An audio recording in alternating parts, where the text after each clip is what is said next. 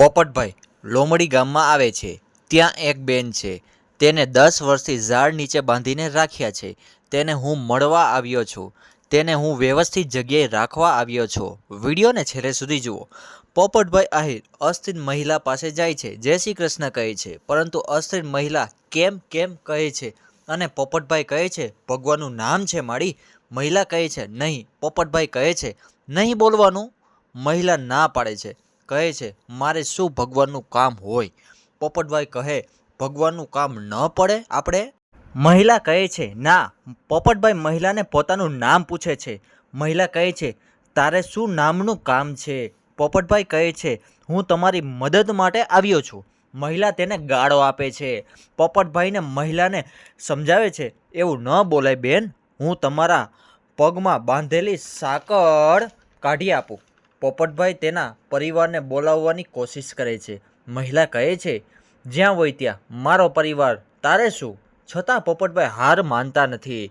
ભગવાનનો અવતાર પોપટભાઈ જે કામ કરી રહ્યા છે આ કળિયુગમાં સલામ છે. અસ્થિર મહિલાની માતાનું નામ દેવકુબેન છે. દેવકુબેન તેની માતા આવે છે. તે કહે છે ઉધાર રૂપિયા માગીને ઈલાજ કરાવ્યો છતાં કોઈ ફરક પડ્યો નથી. છોકરાઓએ અમને એક મકાન કરી દીધું, પછી તેમના માથે અમારે કેટલું લેણું નાખવું. મારે 2 દીકરા હતા, તે વયા ગયા. તેમ બોલીને રડી પડ્યા.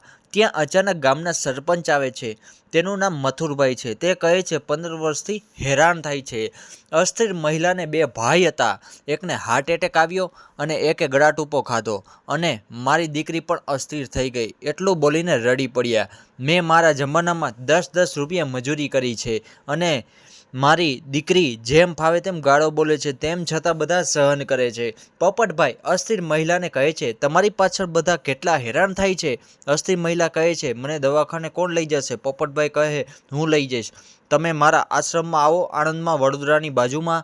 ત્યાં દવા મળે, ખાવાનું મળે, રહેવા મળે. તમારા જેવા કેટલા મહિલાઓ છે અને ત્યાં તમને ગમશે. તેની સાથે જ તમારે રહેવાનું છે.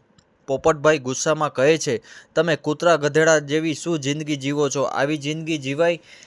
મનુષ્યનો અવતાર મળ્યો છે. પણ પોપટભાઈ કહે છે કે પરિસ્થિતિ બધું કરાવે છે. તેના સાસરામાં હતા ત્યાં તેનો મગજ એવો થઈ ગયો હતો. માણસને હંમેશા પ્રેમ લાગણી આપો, બેટી બચાવો. પોપટભાઈ અંતે તેની સાંકળ છોડી આવે છે. તે અસ્થિર મહિલાનું નામ જયાબેન છે. માંડ માંડ સાંકળ તોડી અને તોડવાવાળાને બોલાવ્યા અને સાંકળ તૂટ્યા પછી અસ્થિર મહિલાની માતા ડરી રહ્યા હતા, બાજુમાં જતા ન હતા. ત્યાં તેને મહિલા દ્વારા નવડાવવામાં આવે છે, સ્વચ્છ કપડાં પહેરાવવામાં આવે છે અને પોપટભાઈ તે મહિલાને આશ્રમમાં લઈ જાય છે.